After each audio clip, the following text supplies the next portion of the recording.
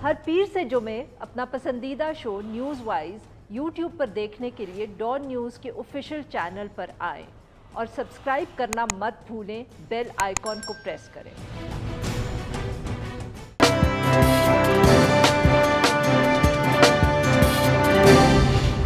Welcome to news wise, मैं हूं आरिफा नूर। आज प्रोग्राम में सबसे पहले हम जिक्र करेंगे अफ़गानिस्तान की ताज़ा तरीन जो सूरत हाल है, और इसी हवाले से जो आज की अहम तरीन ख़बर है और वो ये जो तालिबान तर्जुमान ज़बीउल्लाह मुजाहिद साहब ने कुछ देर पहले एक तफसीली प्रेस कॉन्फ्रेंस की। इस प्रेस कॉन्फ्रेंस को अगर तफसील से या गौर से देखा जाए तो क्या कहा जा सकता है कि इसको हम दो हिस्सों में तकसीम कर सकते हैं। एक हिस्सा जो है वो बैनुल अक़वामी बिरादरी ख़ुसूसन अमरीका और इत्तेहादी अफवाज से मुतल्लिक़ है, और दूसरे का ताल्लुक़ जो था वो अफ़गान अवाम और जो मुकामी सियासी अनासर हैं उस हवाले से था।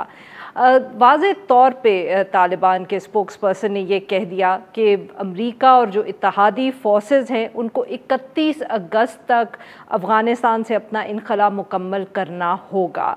डेडलाइन पे कायम रहना ज़रूरी है। उन्होंने ये कहा कि अगर 31 अगस्त तक ये इनखला मुकम्मल ना हुआ तो इसका रद्द अमल भी सामने आ सकता है। अमरीका के हवाले से 31 अगस्त के बाद वो फ़ैसला करेंगे। अफ़गानिस्तान की जो अंदरूनी सूरत हाल है और अफ़गान अवाम के हवाले से भी उन्होंने तफसील से सवालों के भी जवाब दिए और बात की, मगर सबसे अहम बात ये थी कि काबुल एयरपोर्ट जो है वो अब मुकामी शहरियों के लिए बंद कर दिया गया है और सिर्फ गैर मुल्कियों को इजाज़त है कि वो एयरपोर्ट इस्तेमाल करें। तर्जुमान ने अफ़गान शहरियों से मुल्क के अंदर ही रहने को कहा और अपना किरदार अदा करने की बात की।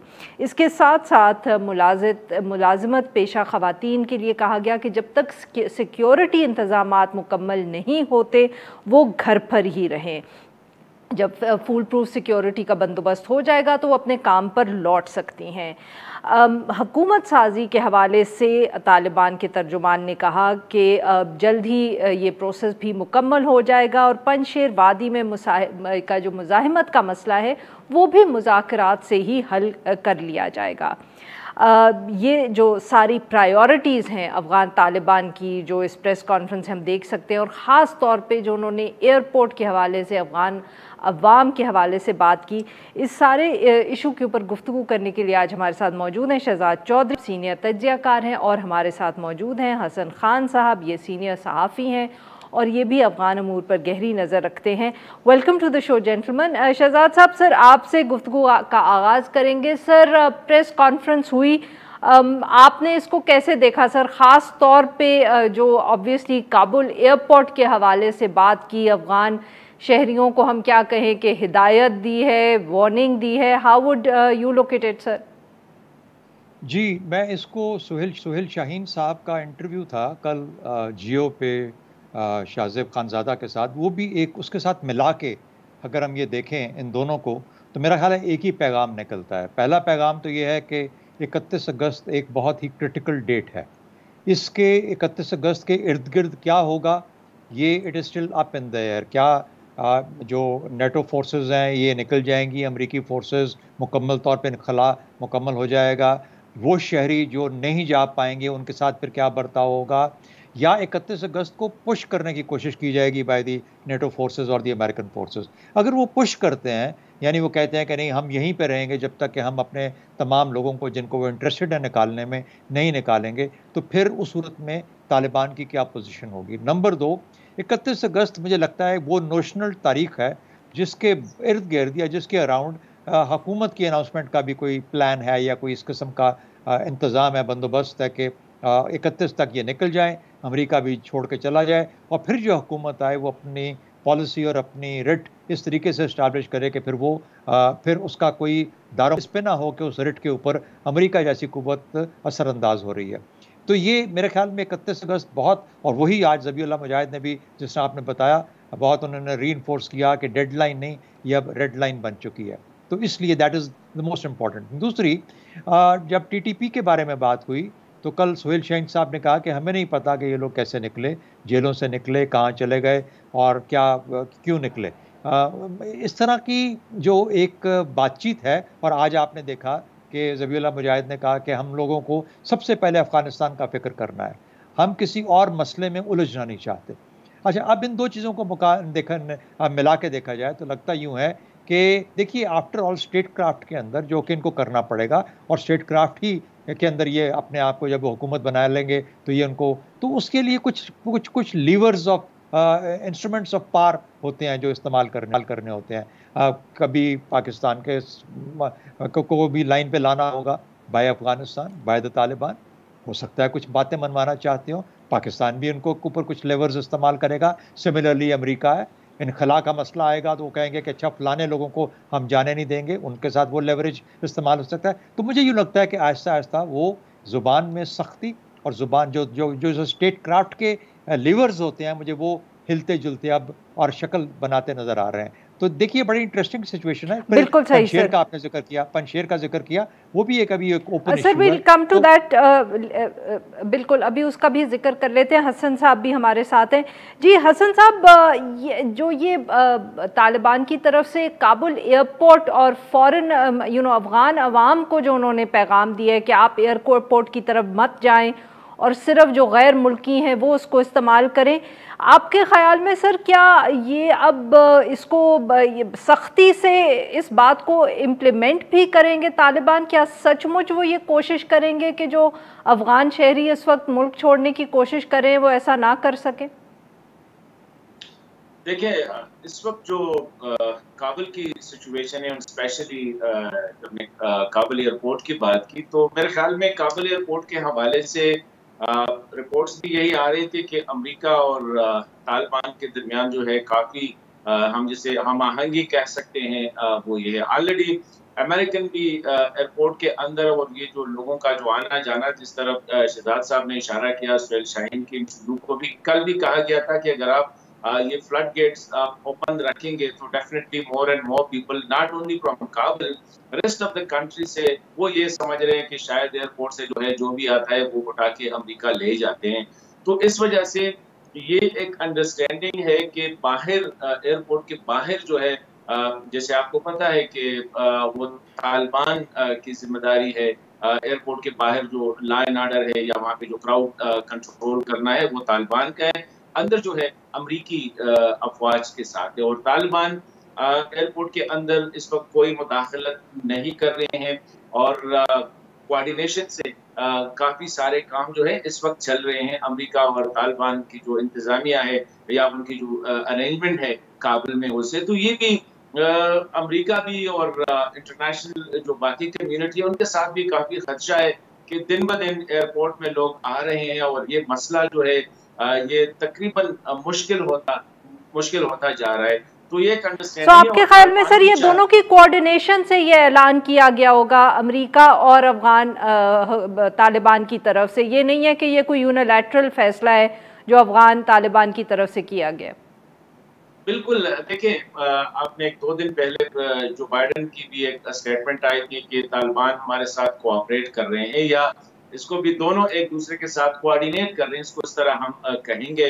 तो ये जो फैसला हुआ, देखिए इस वक्त तालिबान जो है कोई ऐसा काम नहीं कर रहे हैं जिससे इंटरनेशनल कम्युनिटी जो है वो इनाय हो जाए। All the things they are doing, rights from women, खवातीन के हवाले से या ह्यूमन राइट्स के हवाले से या मुखालिफिन के साथ रवैये के हवाले से। कि आज उसने प्रेस कॉन्फ्रेंस में जो बातें की खवातीन के हवाले से, उसने कहा कि ये नहीं है कि उन पर पाबंदी है, लेकिन हम अरेंजमेंट कर रहे हैं, सिचुएशन इस वक्त काबुल में ठीक नहीं है।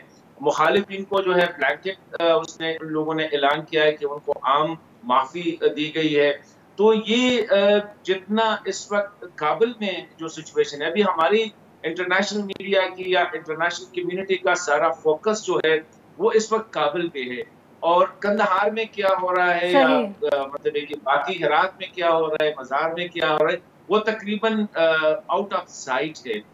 तो अगर आप देख ले तो तालिबान ने अभी कई मिनिस्टर्स जो है इम्पोर्टेंट पोजीशंस पे अपॉइंटमेंट भी किए हैं। अपने अपॉइंटमेंट के और कवर ये दिया जा रहा है कि पॉलिटिकल जो टॉक्स है वो जारी है, और जो ही वो मुकम्मल हो जाए तो हम आगे जाके वो जो पॉलिटिकल या हुकूमत की जो इंस्टॉलेशन है वो मुकम्मल हो जाएगी, तो आगे वो इख्तियारात की तकसीम कैसे होगी, किस तरह जो मिलिट्री है या अदर इंस्टीट्यूशंस है उसके बारे में। तो इस वक्त काबुल में जो हो रहा है ये सारा एक कोऑर्डिनेटेड है। इंटरनेशनल कम्युनिटी ने भी अभी बिल्कुल कोई सही। सर, ये हुकूमत साजी के हवाले से और पंजशेर वैली का जो इशू है, इस पे हम बात करेंगे अपने दो मेहमानों से, but after a short stay with us.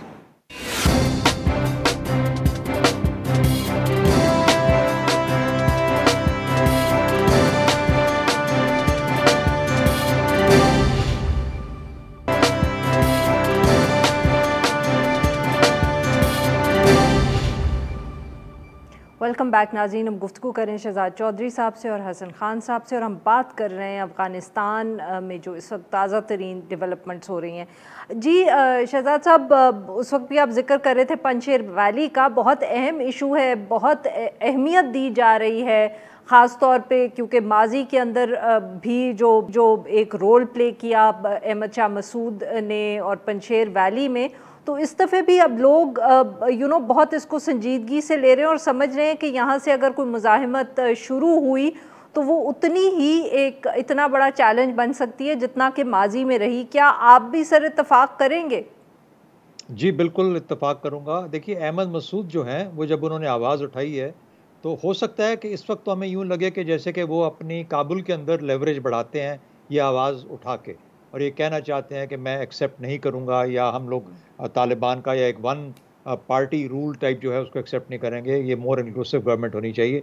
अब उनकी इंक्लूसिव की डेफिनेशन क्या है, उसमें क्या चाहते हैं, वो ज़ाहिर है कि तालिबान के साथ बैठ कर उसका इजहार करेंगे। लेकिन ये जो पहली दरार पड़ती है, भले उस पर जितना मर्जी उसको बाद में प्लास्टर करने की कोशिश की जाए और उसको साथ मिला के रखा जाए, लेकिन लगता यूँ है कि वो एक ऐसी एक वल्नरेबिलिटी बन जाती है जो कि एक पूरी इमारत के अंदर एक हल्का सा एक आपके लिए ख़तरा पैदा हो जाता है। आप देखिए कि अमेरिका जब ये कह रहा है कि हम अभी फ़िलहाल अमेरिका की तरफ से कोई तालिबान के बारे में सिवाय इनखला, सिवाय इस किस्म की चीज़ें कि वी विल वेट एंड सी, इसके अलावा और फ़िलहाल अमेरिका की तरफ से कोई आवाज़ नहीं है। बरतानिया से आवाज़ आती है, यूरोपियन यूनियन से आवाज़ आती है, आप भी आज G7 का जिक्र हम कर रहे थे पहले, उसके अंदर से आपको इस किस्म की आवाज़ sir, I am going to interrupt you here. एक बहुत और भी अहम खबर जो आई है कि CIA चीफ ने मंडे में मुलाकात, इवन दो दी अफगान तालिबान जो हैं वो इनकार करें, वो तरदीद कर रहे हैं इस बात की। जी, वो भी। और दूसरी बात ये देखिए, मोर इम्पॉर्टेंटली इनका इंटरेस्ट क्या है? इंटरेस्ट ये है फॉर द मोमेंट कि हम अपने लोग यहाँ से निकाल के ले जाएं। क्या अमेरिका भी ये चाहता है कि काबुल के एयरपोर्ट के इर्द गिर्द जो लोग हैं अब इनको कम किया जाए? ये सारे अफगानी जो आ गए हैं वहाँ पे अमेरिका जाने के लिए एज इकोनॉमिक माइग्रेंट्स, जिस तरीके से हसन जिक्र कर रहे थे, ये अब छटना चाहिए। इसके लिए क्या तरीका अख्तियार किया जाए? क्या अब उन्होंने मिल के ये कोशिश की है कि यहाँ पे हम लोगों का एयरपोर्ट तक पहुँचना मुश्किल और महाल कर देंगे? क्या ये सिर्फ अमेरिका का करंट इंटरेस्ट है? लेकिन बाद का जो इंटरेस्ट होगा, जो बाद की खेल खेला जाएगा, वो हो सकता है कि ये जो पंजशेर के अंदर जो इस वक्त आवाज़ उठी है, इसको एक्सप्लॉइट किया जा सकता है बाय मेनी प्लेयर्स। इसलिए मुझे लगता है कि यूँ लगता है कि जैसे कि तालिबान के लिए बनी बनाई प्लेट में चीज़ अवेलेबल नहीं है, ये बहुत मेहनत के साथ बनानी पड़ेगी। और अगर तालिबान ज़्यादा फ्रस्ट्रेट हुए और उनको तंग किया गया, और उस हद तक तंग किया गया कि मजबूर हो जाए वो अपना रवैया अपनाने के लिए जो कि 1996-2001 के अंदर था, तो एक तरह से दीवार के साथ लगा के वो उस जगह पे पहुंचाए जा सकते हैं, और फिर दोबारा मलाइन करके उनको इस तरह की सिचुएशन क्रिएट की जा सकती है कि अब देखें, अब एंगेजमेंट की बहुत ज़रूरी है, पॉजिटिव एंगेजमेंट उनके साथ रही है। बिल्कुल सही। हसन साहब, ये बताइए, ऑब्वियसली आपने जिक्र किया, किस किस्म की इस वक्त कोई पॉलिटिकल अपॉइंटमेंट्स या फैसले कोई सामने आ रहे हैं काबुल से जिससे हम अंदाज़ा कर सकते हैं कि अफगान तालिबान की प्रायोरिटीज़ क्या हैं, वो क्या सोच रहे हैं? गुज़िश्ता रोज़ ख़बर आई कि उन्होंने जो स्टेट बैंक है अफ़गानिस्तान का, उसके हेड की अनाउंसमेंट कर दी। ईरान से कोई पेट्रोल के हवाले से उन्होंने ड्यूटीज़ कम की, ईरान से गुफ्तगू भी की। क्या हम ये कह सकते हैं कि इकॉनमी उनके लिए सब प्रायोरिटी है, या इसके अलावा कौन सी ऐसी अपॉइंटमेंट्स की हैं जिनसे कुछ अंदाज़ा हो रहा है? देखिए अरमा, आप देख ले, एक साइड पे तो इसमें ये तो हकीकत है कि मिलिटरीली तालिबान ने पूरा अफगानिस्तान एक्सेप्ट वो जो छोटी सी पंजशेर वैली है, उसके अलावा पूरा अफगानिस्तान उनके हाथ में है, and they are de facto जो है वो रूलर है। लेकिन अभी उनके लिए जो सबसे बड़ा चैलेंज है जो गुज़िश्ता 10 दिनों से हम देख रहे हैं वो है पॉलिटिकल सेटअप की जो एस्टैब्लिशमेंट है। और वहाँ पे एक हम आहंगी के साथ जिसे हम ऑल इंक्लूसिव गवर्नमेंट जो है वो एक बड़ा मसला अभी तक है।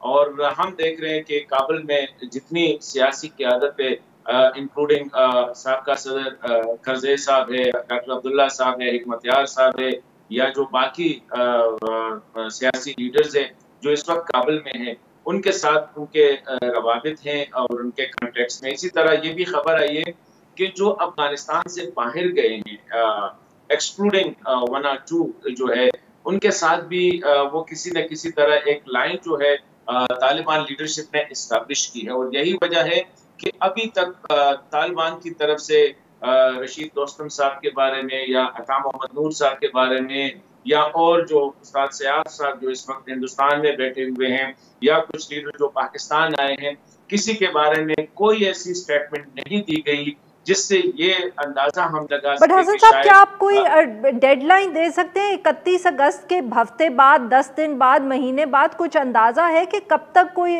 हुकूमत साजी की तफसीलात सामने आएंगी? देखिए, मैं जो आरफा देख रहा हूँ, मेरा नजर थोड़ा सा डिफरेंट है। वो ये है कि तालिबान ने अब तक तकरीबन सारे जो गवर्नर्स हैं सूबों के वो अपने लोग अपॉइंट्स किए हैं। इसी तरह सिक्योरिटी के जो मतलब मामूरीन जिसे कहते हैं वो अपने लोग अपॉइंट्स किए जितने भी। और ये जो 4-5 रिसेंट जो वजारत खजाना, वजारत दाखिला या जो ये जो इंटेलिजेंस चीफ, ये जो अपॉइंटमेंट्स की है ये सारे अभी तक या एजुकेशन के हवाले से अभी तक अपने लोग अपॉइंट्स किए हैं। अभी ये दूसरा इम्पोर्टेंट प्रेस कॉन्फ्रेंस रहा है, हमने नहीं देखा कि तालिबान के साथ कोई और जो है जिस तरह कोई मतलब है कि आरटीए का बंदा बैठा हो या उनके जो इंफॉर्मेशन मिनिस्ट्री का बैठा हो। जी शहजाद साहब, वेरी क्विकली सर, 30 सेकंड्स आप कंक्लूड कर लें सर। हाँ नहीं, बस मैं ये कहना चाह रहा था कि इंटरिम अपॉइंटमेंट्स है। मेरा ख्याल है कि जो पॉलिटिकल कंसेंसस डेवलप करने की जो कोशिश है या पॉलिटिकल जो एक गेम प्ले है, ये सबसे ही कॉम्प्लेक्स और मुश्किल काम है तालिबान के लिए। और मुझे लगता है कि ये इसको रिजॉल्व कर लें तो शायद अफगानिस्तान का मुस्तकबिल ज़रा बेहतर हो जाएगा। इनका सबसे बड़ा जो चैलेंज है वो यही चैलेंज होगा। बहुत बहुत शुक्रिया हमारे दो मेहमानों का, उन्होंने हमसे गुफ्तगू। नाज़रीन, यहाँ पे लेंगे एक छोटा सा ब्रेक। जो हम ब्रेक से वापस आएंगे तो हम बात करेंगे एक दफ़े फिर जो इकोनॉमिक और मुआशी चैलेंजेस हैं हुकूमत के सामने, और इसी तनाजुर में जो एक इस्तीफ़ा आया है और एक नई अपॉइंटमेंट। Stay with us.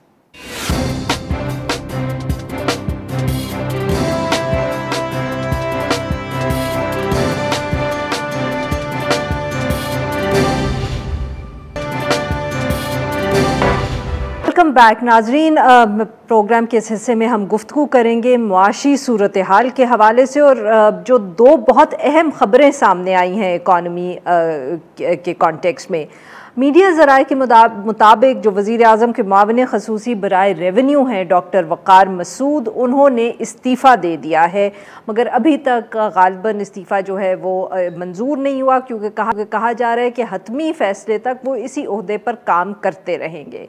ज़राए के मुताबिक कहा जा रहा है कि उन्होंने इस्तीफ़ा इसलिए दिया क्योंकि उनके वज़ीर ख़जाना शौकत तरीन साहब से इख्तलाफात थे। वक़ार मसूद साहब के ख़याल में जल्द अज जल्द पाकिस्तान को जो IMF प्रोग्राम है उसको बहाल कर लेना चाहिए था, और उसके तहत जो बिजली की कीमतों में इजाफ़े की ज़रूरत है उसका भी फ़ैसला कर लेना चाहिए। मगर वज़ीर ख़जाना जो है वो पावर टैरिफ में मज़ीद इजाफ़ा फ़िलवक्त नहीं चाहते थे। इसके साथ साथ वक़ार मसूद साहब को ये भी शिकायत थी कि शौकत तरीन साहब जो हैं ग़ालिबन उनको एतमाद में नहीं ले रहे फ़ैसलों के हवाले से, या उनकी तरफ से जो सिफारिशात आती हैं उनको भी नज़रअंदाज कर रहे हैं। वक़ार मसूद साहब का एक तरफ इस्तीफ़ा, और इसके साथ ही जो दूसरी अहम ख़बर आई वो ये कि वफाकी हुकूमत ने महज 4 महीने के बाद FBR के जो चेयरमैन हैं उनको दोबारा तब्दील करने का फ़ैसला कर लिया है। वफाकी वज़ीर इत्तलात ने इस हवाले से बताया कि डॉक्टर मोहम्मद अशफाक को नया चेयरमैन तैनात कर दिया गया है, जबकि अप्रैल 2021 में ही आमिर अहमद साहब को बनाया था चेयरमैन और उनको अब हटा दिया गया है। अब 2018 से लेकर अब तक 7 के करीब FBR के चेयरमैन जो हैं वो तब्दील हो चुके हैं। इस सारे मौजू पे गुफ्तगू करने के लिए आज हमारे साथ मौजूद हैं शब्बर जैदी साहब, साबिक चेयरमैन FBR, और हमारे साथ मौजूद हैं सनाउल्लाह खान साहब, chief reporter Dawn news Islamabad. Welcome to the show gentleman. Sanaullah साहब, वेरी क्विकली सर, दोनों तब्दीलियाँ एकदम आधे लिंक टू ईच अदर, क्या वजूहात थी इनके पीछे? बिल्कुल लिंक हैं दोनों, और आपको याद होगा आपने एक प्रोग्राम किया था हैकिंग के हवाले से, तो हैकिंग से काफ़ी नुकसान भी हुआ है और ये उसी का फॉल आउट था। और क्योंकि वो जो आसिम साहब को लगाया था, डॉक्टर आसिम जो थे जी, जो आप बता रही थी मई में लगे थे या अप्रैल में लगे थे, अभी 4 माह कबल ही। बेसिकली एक तो वो जूनियर भी थे, ग्रेड 21 में थे, और डॉक्टर वकार की रिकमेंडेशन पर ही उनको लगाया गया था। तो डॉक्टर वकार अब इस वक्त भी इसके मुखालिफ थे कि उनको हटाया जाए, क्योंकि डॉक्टर इशफाक से उनकी बनती नहीं है जो नए चेयरमैन लगाए गए हैं। इसके अलावा डॉक्टर इशफाक जिस तरह बातें बता रही थी कि डॉक्टर साहब के ये इख्तलाफात हैं, डॉक्टर साहब ने सारी उम्र सिविल सर्विस में रहे हैं और सेक्रेटरी रहे हैं, और ये वाहिद पाकिस्तान के ब्यूरोक्रेट थे जो डायरेक्ट ग्रेड 21 में आए थे, आपको याद हो तो। और ये सबसे लॉन्गेस्ट सेक्रेटरी रहे हैं पाकिस्तान की हिस्ट्री में। तो उनमें इस किस्म का स्टेमिना था कि वो वज़ीर की बात को डिसऑन नहीं करते थे। सही। जो मैंने उनके साथ वर्किंग की है 20-22 साल, देखा यही है कि वो ऑन करते थे। इशू ये है, रिस्पेक्ट का इशू होता है, एक एज भी है उनकी और बड़ा काम किया उन्होंने। जब बंदे को नज़र आ रहा हो कि उनको रिस्पेक्ट नहीं मिल रही, तो फिर वो उनको दूसरे लफ्ज़ों में ये बता दिया जाता है कि आप रिज़ाइन कर दें। सही। तो आप कह रहे हैं कि पॉलिसीज़ के इख्तलाफ का इशू नहीं था, उनको ये लग रहा था कि वज़ीर ख़जाना खुद चाह रहे हैं कि वो हट जाए। जी बिल्कुल। आप देख लेना, ये हिस्ट्री रही है, जो सिविल सर्वेंट रहते हैं सारी उम्र वो ओबीडियंट होते हैं, उनसे आप तवक्को नहीं करते। पॉलिसी के ऊपर इख्तलाफ वो नहीं करते, क्योंकि वो सारी उम्र उन्होंने किया होता है, जो हुकूमत कहती है, जो मिनिस्टर कहते हैं, वो उसी तरीके से ड्राफ्टिंग करते हैं समरियों की। तो आने के बाद, और वैसे भी डॉक्टर साहब की ऐसी तबीयत थी नहीं, जिस तरह उनको कहा जाता था वो चीज़ों को उसी तरह मोल्ड कर लेते थे। तो आप बेसिकली शौकत तरीन साहब नहीं चाहते थे कि वकार मसूद साहब ये हो सकता है। शब्बर जैदी साहब, सर ऑब्वियसली तो दो अहम डेवलपमेंट्स जो हैं वो भी आपके सामने है, और ओवरऑल वही इशू सर, वही चैलेंजेस जो आपके सामने भी थे। पाकिस्तान तहरीक इंसाफ की हुकूमत को 3 साल हो गए सर, अभी तक वो नहीं, रेवेन्यू का जो चैलेंज है लगता है वो उसको ना संभाल पाए ना समझ पाए। जितनी तेज़ी से FBR के चेयरमैन आ जा रहे हैं, और फिर अब तो स्पेशल एडवाइज़र भी चले गए या जाने की कोशिश कर रहे हैं। देखिए, मैं आपके बात सुन रहा था सना साहब की, मेरी इसमें व्यू थोड़ा डिफरेंट है। मेरा व्यू ये है कि जी, FBR का इशू पाकिस्तान का कोई ब्यूरोक्रेसी का अलग इशू नहीं है। जो पाकिस्तान का बुनियादी इशू है, जो मेरी अभी रिसेंटली गुफ्तगू हुई थी शौकत तरीन साहब के साथ पिछले हफ्ते में, जो पाकिस्तान का शौकत तरीन साहब का जो और इमरान खान साहब का जो स्पीड रिक्वायरमेंट है for the correction of bureaucracy, उसमें ब्यूरोक्रेसी हमारी सपोर्ट नहीं कर रही है और बहुत स्ट्रांगली रेजिस्ट कर रही है। और उसके साथ बिजनेसमैन का माफिया मिल गया है और वो गवर्नमेंट के खिलाफ खड़ा हो गया है। उस दरमियान में जो आता है, मैं जब चेयरमैन FBR था, या बखार साहब स्पेशल असिस्टेंट प्राइम मिनिस्टर हैं, वो फ्रस्ट्रेट होके और परेशान होके दोनों साइड से बहुत प्रेशर में आ जाते हैं। और मैं समझता हूं कि ठीक है, छोटे मोटे अख्तलाफात होंगे शौकत तरीन साहब के साथ या कुछ होंगे, वो मैं उस बारे में कमेंट नहीं करना चाहता या कुछ ही। मैं समझता हूं कि ये जो एक बहुत बड़ा टर्निंग पॉइंट पाकिस्तान में आना है कि हमें किस स्पीड से और किस तरीके से अपनी ब्यूरोक्रेसी के ऑर्थोडॉक्स सिस्टम को, और जिसको वो निज़ाम को पाके रखना चाहते हैं, उसको हमें तोड़ना है। तो आप ये कह रही हैं कि हमने 5 चेयरमैन चेंज किए, मैं कहता हूँ ये ठीक है, उसका नेगेटिव फॉल बैक हो सकता है, मगर ये एक चीज़ की निशानदेही करता है कि इमरान खान साहब या जो फाइनेंस मिनिस्टर है वो इस बात से बिल्कुल क्लियर है कि ये जो सिस्टम है, जो ब्यूरोक्रेटिक सिस्टम है, ये चलने वाला नहीं है।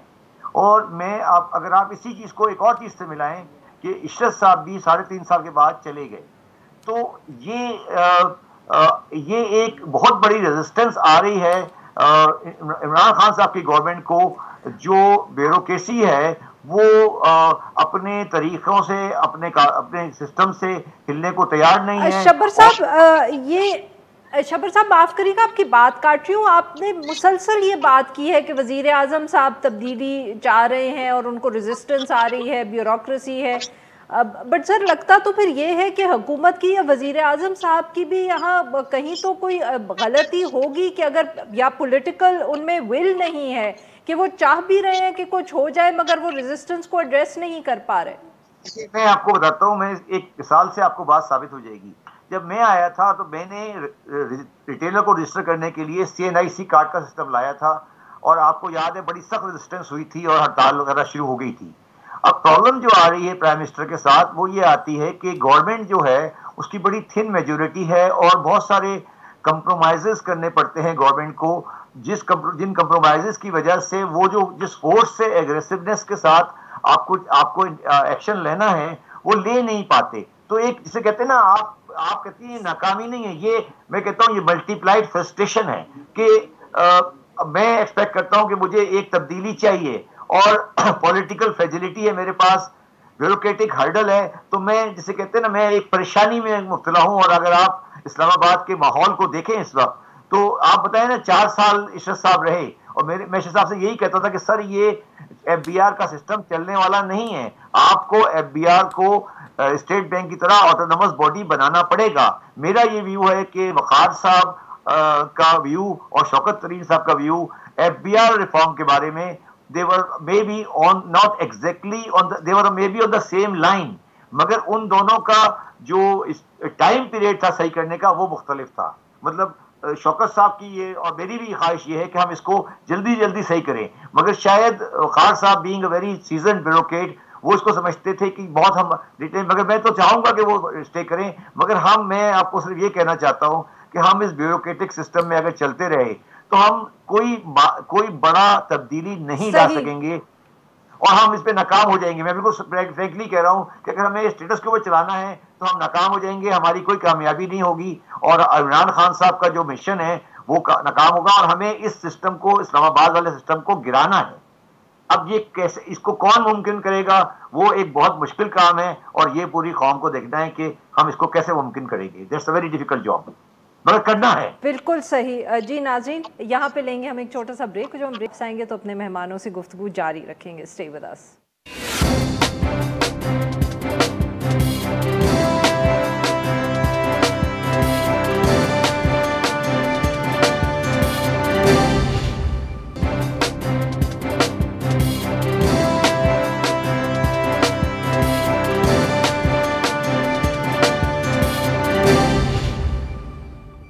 वेलकम बैक नाज़रीन। हम गुफ्तगू कर रहे हैं FBR के हवाले से और जो आज ताज़ा तरीन डेवलपमेंट्स सामने आई हैं। जी सनाउल्लाह साहब, शब्बर जैदी साहब तो एक बहुत जिसको कहते हैं ना डिप्रेसिंग तस्वीर पेंट कर रहे हैं कि सब कोशिश कर रहे हैं मगर सिस्टम इतना ख़राब है कि उसके अंदर आपकी जितनी अच्छी नीयत हो कुछ नहीं हो सकता। सिर्फ नीयत अच्छी होनी काफ़ी है या कहीं कुछ पाकिस्तान तहरीक इंसाफ की हुकूमत को भी मसला समझ नहीं आ रहा है या हल करना समझ नहीं आ रहा? वो जो बात कह रहे थे कि प्राइम मिनिस्टर की नीयत अच्छी है, नीयत अच्छी होने से आपकी बिल्कुल सही बात है, कोई फ़र्क नहीं पड़ता। लीडरशिप होनी चाहिए और लीडरशिप पहचान जाती है कि किससे क्या काम लेना है, बड़ा आसान होता है। 3 साल में ये काम करना इतना मुश्किल नहीं था। आपने नवाज शरीफ के दौर में देखा था, फवाद हसन फवाद उनके प्रिंसिपल सेक्रेटरी थे और उन पर कितना एतमाद किया जाता था। या पंजाब में आपने देख लिया जो प्रोजेक्ट शहबाज शरीफ को चाइना भी कहता था कि 100 उनकी बातों से इख्तलाफ हो, लेकिन ये बातें तो थी कि वो FBR के अंदर क्या वो बेहतर परफॉर्म कर पाए? नहीं, FBR का तो वही सिस्टम चल रहा था। FBR का अब सिस्टम ख़त्म हो जाना चाहिए, ये एब्सोल्यूट हो चुके हैं दुनिया में। आप खुद दुनिया में गई हैं, वहाँ पर अब तो जो नोट है, नोट भी ख़त्म हो गए हैं। कार्ड के ज़रिए जो पेमेंट होती है टैक्स को चला जाता है, इधर उधर चला जाता है। और एक जो डाटा होता है जिसका वो लीकेज भी हुई है, वो भी पाकिस्तान में ये नहीं बनने देते उस तरीके से कि जब आपने कोई चीज़ ख़रीदनी है किसी भी शख्स ने, तो जब वो मारता है कार्ड तो पूरा उसका सिस्टम एक अपलोड होता है, उसकी ट्रैवलिंग होती है, उसकी परचेज़ होती है, छोटी से $1 की परचेज़ से लेकर $1000 तक की जितनी भी परचेज़ होती हैं वो सिस्टम में आती रहती हैं। शब्बर तो इस साहब तरह पाकिस्तान में सिस्टम नहीं है, और एफबीआर के जो ऑफिशियल हैं जिस तरह वो बता रहे थे वो उसको आने भी नहीं देते सिस्टम। शब्बर साहब ये कितना आसान, या मतलब ये कहना शायद बहुत आसान है कि एक पूरे डिपार्टमेंट को जो है वो आप कहें कि इसका कोई फ़ायदा नहीं है, नया बना लें। वज़ीर आज़म साहब ने भी जी पहले दिनों में ये बात की थी, मगर फिर उन्होंने फैसला नहीं किया। फिर बैक टू वर्ड सनाउल्लाह साहब से, इसकी अच्छी नीयत से फ़र्क नहीं पड़ता, आपको पॉलिटिकल विल भी होनी चाहिए। देखिए, मैं आपसे बिल्कुल साफ बात करता हूँ कि जो पाकिस्तान सिविल सर्विसेज का निज़ाम है, जिसमें आप एक जनरलाइज किस्म का कैडर लेकर आते हैं और जनरलाइज कैडर को ग्रेड नंबर 21 से 22 तक आप दे देते हैं, 1 से लेकर 22 तक दे देते हैं, और उनको आप रेमुनरेट प्रॉपर्ली नहीं करते, उनका कोई स्पेसिफिक ट्रेनिंग नहीं करते। आपका नंबर जो है एफबीआर में 23,000 है, जबकि मेरे हिसाब से ज़रूरत सिर्फ 3,000 की है।